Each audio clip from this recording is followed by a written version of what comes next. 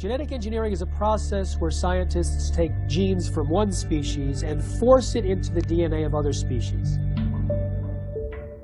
Every single independent study conducted on the impact of genetically modified food shows that it damages organs, it causes infertility, it causes immune system failure, it causes holes in the GI tract, it causes multiple organ system failure. The whole concept of genetically modified organisms is throwing a monkey wrench in the life on this planet.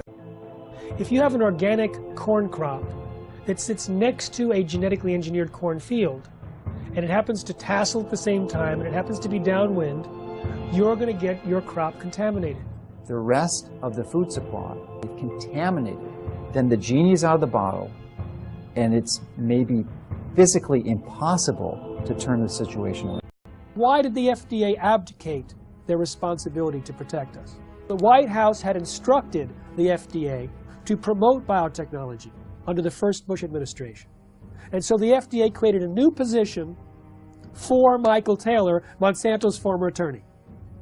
So Michael Taylor was in charge of policy at the FDA when this GMO policy was created, and then he became Monsanto's vice president, and under the Obama administration was put back in the FDA as the U.S. food safety czar. What you can do with GMOs is basically engineer food in ways that make it most profitable from the company's perspective. But from the company's perspective, whatever negative aspects of that might exist are simply irrelevant. And more than being irrelevant, the company is motivated to try to suppress knowledge about those negative aspects. The company is motivated to try to suppress government attempts to regulate in relation to those negative aspects. The company is motivated to try to infiltrate government and lobby government. I mean, when you look at the Clinton administration, Bush Sr., Bush Jr., and Obama, you look at various high-ranking positions in the administrations of all of those presidents, you find people who have worked for. Most people don't realize that Monsanto has been around for about a century. They've acquired lots of resources, and they are very clever and sophisticated. They know how the game works. They understand lobbying. They understand bribery.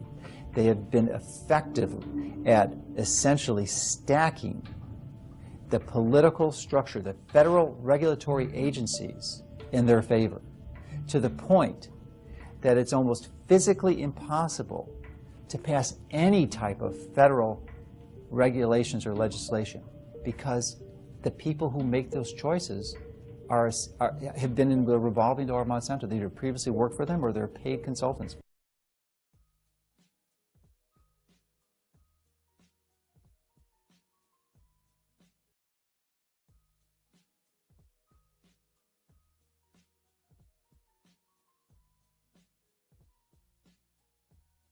Both in Canada and the United States, hundreds of farmers have been totally bankrupt, lost their farms and so on through lawsuits by Monsanto.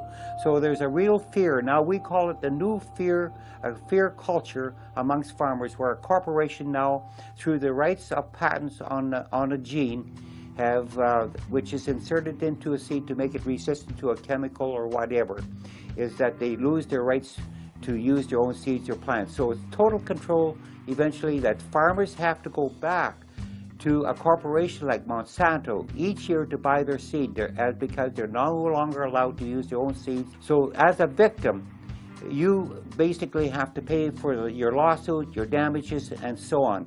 So farmers become victims and they have done nothing wrong because they were contaminated by a neighbor, by whatever means, by pollen flow, by seeds blown in the wind, transportation, and so on. So it doesn't matter how it happens. If you are contaminated, it's over and it's over.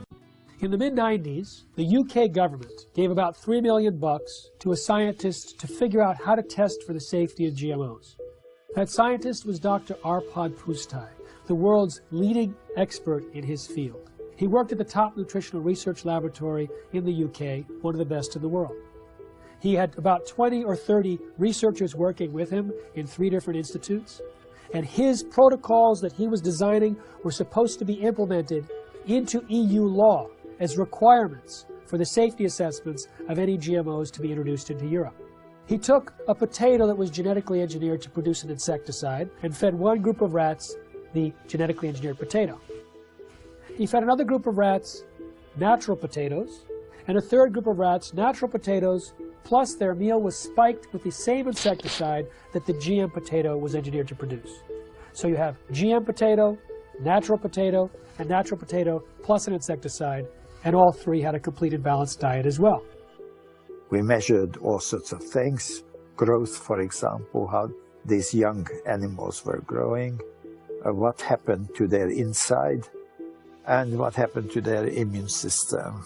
And it became clear that the GM had a slower growth. It had problems with internal development of its organs, and it certainly knocked out the immune system. Only the rats that ate the GM potato got sick. They had potentially precancerous cell growth in their digestive tract, smaller brains, livers, and testicles, partial atrophy of the liver, damaged immune system in 10 days. What was the cause of that damage? It was not the insecticide, because the group eating the insecticide did not have the problem. It was understood that it was the process of genetic engineering itself and the unpredicted side effects that caused this profound damage to every system. He shared his concerns about GMOs and was a hero for about 2 days at his prestigious institute.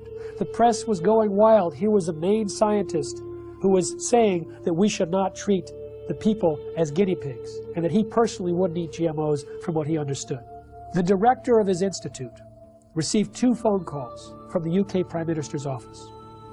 The next day, Dr. Arpad Pustai was fired from his job after 35 years, silenced with threats of a lawsuit. His team was disbanded. They never implemented the protocols. Instead, a campaign was launched to destroy his reputation in order to promote and protect the reputation of biotechnology.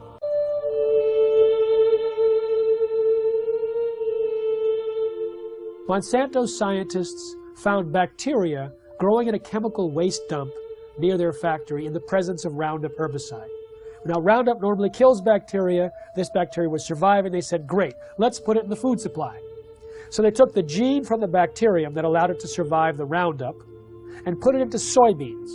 And now those Roundup-ready soybeans can be sprayed with Roundup herbicide, and they don't die. Just all of the other plant biodiversity in the ground dies.